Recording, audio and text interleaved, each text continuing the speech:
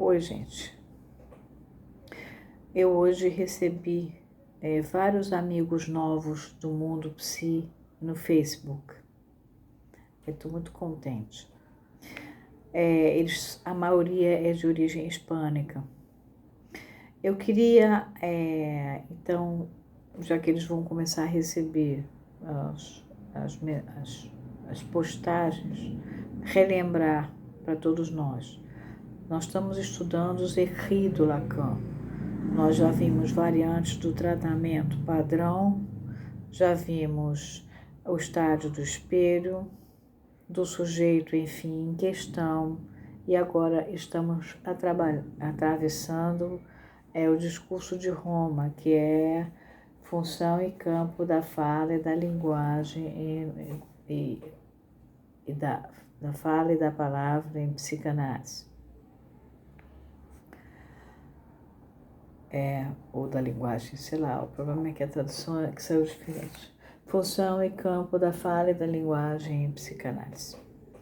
E a gente, quando tem uma dúvida, para e vai para o autor que o Lacan está trabalhando. Nesse momento, nós estamos trabalhando com o Homem dos Lobos. Nós estamos no capítulo 7º, que se chama Erotismo Anal e o Complexo de Castração, e estamos dividindo em partes para poder não acabar com o tempo, né? Fica muito grande. A gente entrou então numa terceira parte agora desse pedaço. Sabemos como é importante, é Freud, tá? Como a Standard Edition está na página 97 em qualquer língua. Sabemos como é importante a dúvida para o terapeuta que está analisando uma neurose obsessiva. Aqui tem uma nota que ele fala do Homem dos Ratos, da Standard Edition, no volume 10. Ratman, que é de 1909, na Standard Edition, no volume 10. É a arma mais poderosa do paciente, o expediente favorito de sua resistência. Essa mesma dúvida permitiu ao nosso paciente entrincheirar-se por trás de uma indiferença respeitosa, deixando que os esforços do tratamento passassem fora do seu alcance durante anos. Nada mudava e não havia maneira de convencer. Aquela arrasta, eu falei para vocês lá no atrás, a resistência é um empurrar com a barriga. Por fim, reconheci a importância para o que eu pretendia da perturbação intestinal. Representava o pequeno traço característico da histeria que se encontra regularmente na raiz de uma neurose obsessiva. Segunda nota. 2. Freud já havia observado isso no início da segunda parte do segundo artigo The Neuropsychosis of Defense, de 1896, aludiu novamente ao problema no capítulo 5 de Inibição, Sintoma e Angústia, de 1926.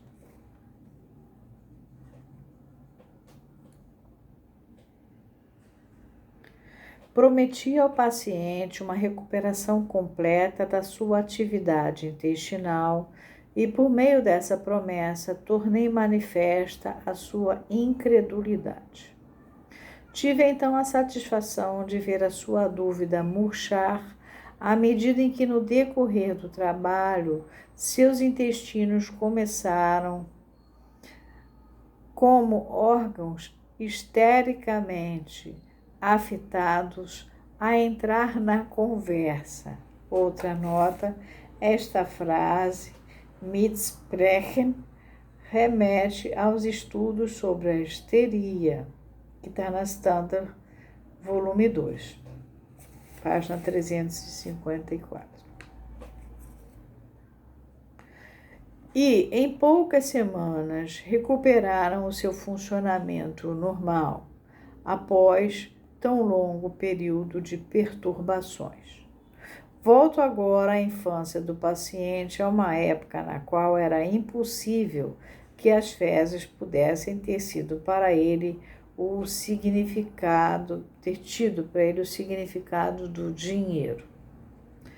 Os distúrbios intestinais do paciente começaram muito cedo na forma que é a mais frequente e, para as crianças, a mais normal, ou seja, a incontinência.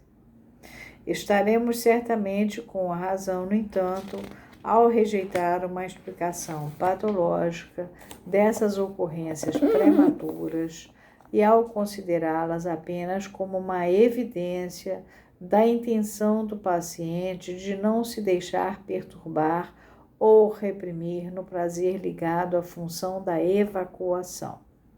Encontrava uma grande satisfação, o que estaria de acordo com a grosseria natural de muitas classes sociais, embora não se coadunasse com a sua, em gracejos e exibições anais, e esse prazer foi preservado por ele até depois do início de sua enfermidade.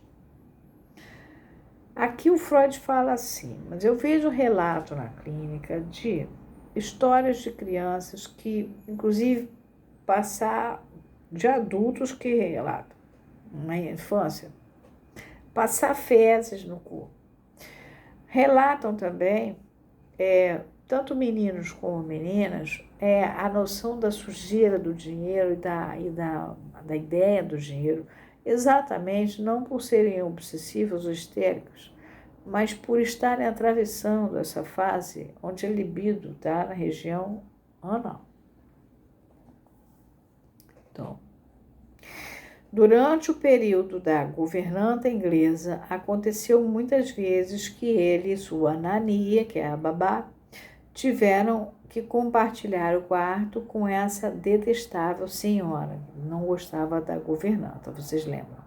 A babá percebeu o fato de que precisamente nessas noites ele sujava a cama, embora em circunstâncias normais isso já tivesse deixado de acontecer há muito tempo.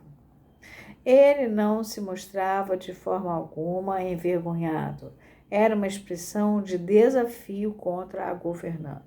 Isso também eu vejo no relato de mães de crianças que ainda não estão desfraldadas, ainda estão em período de desfraldar, quando elas são contrariadas, meninas mesmo, de estrutura histérica, você percebe que já existem esses pequenos sinais, porque hoje a gente tem domínio disso, fazer essas evacuações quando há esse tipo de coisa, tipo vem dormir uma avó indesejável no quarto delas, etc. Um ano depois, quando estava com 4 anos e meio, durante o período de ansiedade, aconteceu ter sujado as calças durante o dia. Ficou terrivelmente envergonhado e, enquanto limpavam, queixou-se de que não poderia continuar a viver daquele jeito. De modo que, nesse intervalo de tempo, algo havia mudado. E, seguindo o lamento, chegamos aos vestígios desse algo. Ao dizer não posso continuar a viver desse jeito, estava repetindo as palavras de outra pessoa. Certa vez, nota, não se fixou exatamente a data desse evento, mas foi, em todo caso, antes do sonho de ansiedade aos 4 anos e provavelmente antes da ausência dos pais. O médico que viera, certa vez, a mãe levara-o consigo enquanto se dirigia para a estação com o médico que viera visitá-la. Durante a caminhada, ele lamentara as dores e as hemorragias. Ela lamentara as dores e as hemorragias e proferira as mesmas palavras. Não posso continuar a viver desse jeito, sem imaginar que a criança, cuja mão estava segurando, as guardaria na sua memória. Assim, o lamento, o qual, além do mais, ele iria repetir em inúmeras ocasiões durante a doença posterior, tinha o significado de uma identificação com a mãe. Vamos parar aqui essa parte, por causa do tempo.